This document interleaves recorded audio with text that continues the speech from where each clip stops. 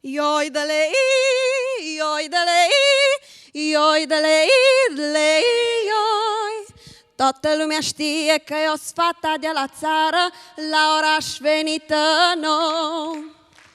Știu să fac și treabă, n-o sunt foarte populară, ioidele, vă cânt din nou. Chiar dacă sunt în urmă, zic colegii mei de clasă, n-am haine de firmă, wow. Notula,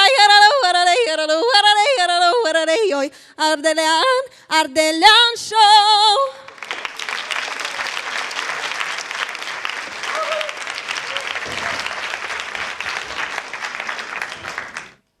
Poate pare ciudat, dar nu dintotdeauna mi-am dorit să fiu cântăreață. Mi-ar fi plăcut să fiu ghid turistic. Sau poate mi-ar fi plăcut să fiu psiholog sau chiar medic, dar mi-e frică de sânge. Dar universul a avut un total alt plan pentru mine, evident. Mama mea este artist liric și cântă în corul Filarmonicii din Cluj. Tatăl meu a cântat la opera din Cluj, a fost tenor. Acum este profesor de canto la un liceu din Cluj. Bunica mea a fost profesoară de teorie la Liceul de Muzică din Oradea, iar bunicul meu a fost directorul Liceului de Muzică din Oradea și dirijor. Nici o șansă, nu? Prima mea apariție pe o scenă a fost la vârsta de 5 ani, când am jucat în rolul lui Dolore, fiul lui Ciocio San din opera Madame Butterfly. Singura mea sarcină în acea operă a fost să mă joc o bărcuță din lemn, în timp ce mama mea, Ciocio San, își făcea harakiri în spatele meu. Nu vreau să vă explic ce înseamnă harakiri. Și când spun că n-am avut nimic de cântat în rolul acela, o spun cu cea mai mare ușurare, pentru că nimeni nu și-ar fi dorit. Eram afonă și eram disfonică, ceea ce însemna că nu mi se uneau corzile vocale și mi se spunea rățușcă răgușită. Cu toate acestea, plin de speranță, părinții mei au hotărât să urmeze tradiția evidentă din familia noastră și să mă ducă la școala de muzică în clasa 1, să studiez pianul. Trebuia să trec de niște probe de aptitudini de care nu am trecut cu brio, dar am trecut. Și am studiat pianul pentru 4 ani, după care m-am lăsat, pentru că nu-mi plăcea. Și nu-mi plăcea teoria muzicală și era să rămân și repetentă. Și în clasa 4 m-am hotărât să încep să cânt cu vocea. Am crezut că o să am mai mult succes. Evident, nu, n-am avut. La început. Și am început să iau ore de canto, să mă duc săptămânal să studiez cu tatăl meu care preda canto și cu mai multe colegi din clasă și așa a început pasiunea mea pentru cântat cu vocea. Am participat pentru vreo 5 ani la festivaluri pentru copii din România și de fiecare dată succesul meu consta în faptul că jurații veneau la mine și îmi spuneau lasă-te.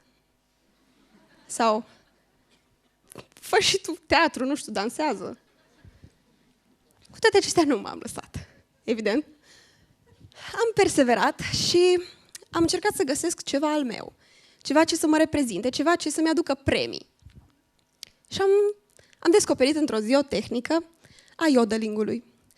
Yodelingul este un gen de muzică ce provine din Elveția, Austria, Germania, pe acolo. Și a apărut practic când ciobanii de pe dealuri încercau să-și cheme oile de pe celălalt deal și făceau orale, orale, orale, și veneau oile. Am vrut să învăț această tehnică nu ca să-mi chem oile, ci ca să cânt. Deși mă cheamă băcilă, ceea ce vine de la baci, ceea ce înseamnă că cineva a fost oier la mine în familie. În fine, trecând peste asta, am început să învăț yodelingul. Am început să repet prin casă și tatăl meu care spăla vasele, când începeam să repet, dădea robinetul mai tare ca să nu mă audă. Până când, într-o zi, în loc să dea robinetul mai tare, îl dădea mai încet. Pentru că i s-a părut că ceva sună bine. Peste câteva zile m-am dus la ora de canto și am zis, tate, vreau să-ți cânt ceva. Și am cântat un country cu yodel și am rămas amândoi așa. Pentru că nici mie nu venea să cred că sună ceva bine. La următorul concurs la care am participat, am luat premiul întâi și pentru prima oară veneau la mine oameni și îmi spuneau, wow, ce talentată, ce?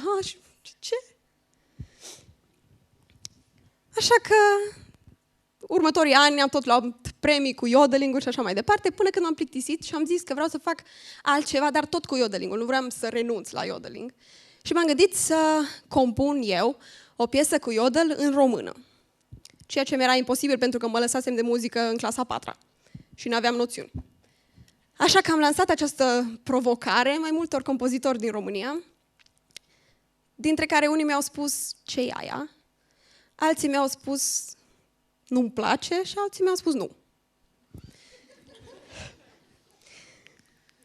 În 2013 am câștigat un festival la Băile Herculane, unde în juriu era Mihai Trăistariu, Doina Moroșanu și mulți alții, printre care un compozitor foarte simpatic din Vaslui. Un moldovean, da. Acest moldovean era renumit pentru compozițiile sale ieșite din comun, amuzante și așa mai departe. Și am zis că hai să-mi încerc norocul și cu el. Era singurul pe care nu-l abordasem până atunci. Așa că la sfârșit i-am zis, îl chema Bulete. La sfârșit l-am întrebat, Bulete, îmi scris și mie o piesă cu Iodel și am zis, da.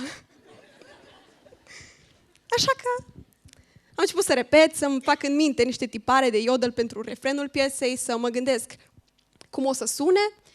Și scopul era să o înscriem la un festival, la cel mai mare festival de muzică pentru copii din România, la Mamaia Copiilor, care avea să fie peste 6 luni. Așa că în timpul ăsta am tot repetat și m-am trezit cu 3 săptămâni înainte de preselecția festivalului că nu aveam nicio piesă. Bulete nu răspundea la telefon, nu era de găsit și am renunțat și la ideea asta. Așa că, într-o seară, tata i-a scris politicos, ne pare rău, aici se încheie colaborarea noastră, n-a ieșit, asta e. Și după o oră îl sună Bulete, nu, domnul Băcilă, vă rog, eu frumos, nu că am găsit acum. Ce ai găsit, Bulete? Am găsit că eu nu știam ce text să pun la piesa asta, că nu știam, dar am găsit acum că am vorbit cu un prieten de-a meu și m-a întrebat, de unde e fata asta, de unde? Și eu am zis, din Ardeal. Și el a zis, păi fai ceva cu no!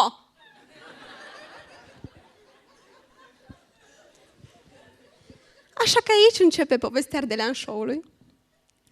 Ardelean Show este o piesă care prezintă o fată de la țară, care odată ajunsă la oraș, încearcă să se încadreze în tipare și să poarte pantofi cu toc, să umble cu smartphone-ul la vedere și așa mai departe.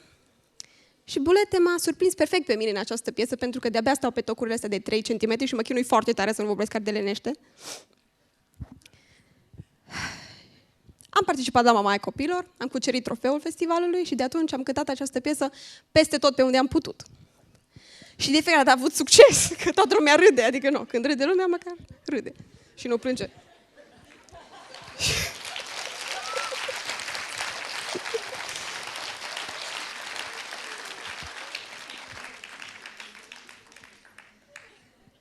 Piesa nu a ajuns pe marile posturi TV și nici pe radiouri.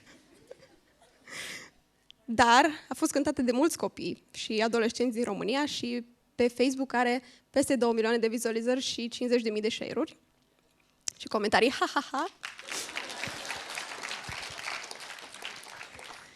Și de curând i-am lansat lui Bulete o altă propunere, să facem o parte a doua de la Ardelean Show, că dacă tot prind poveștile astea cu fir real, de ce să nu facem povestea mea reală, cum că m-am mutat de curând la București și încerc să dau de luminița de la capătul tunelului industriei muzicale românești, care e departe, vă spun eu.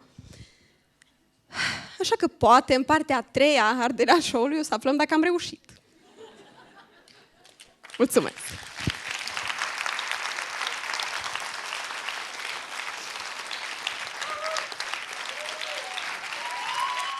Stai. Ne mai cânti ceva?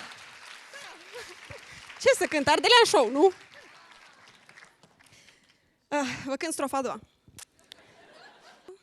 Și viața la țară, ono bine frumoasă, eu no tu lai domne, no.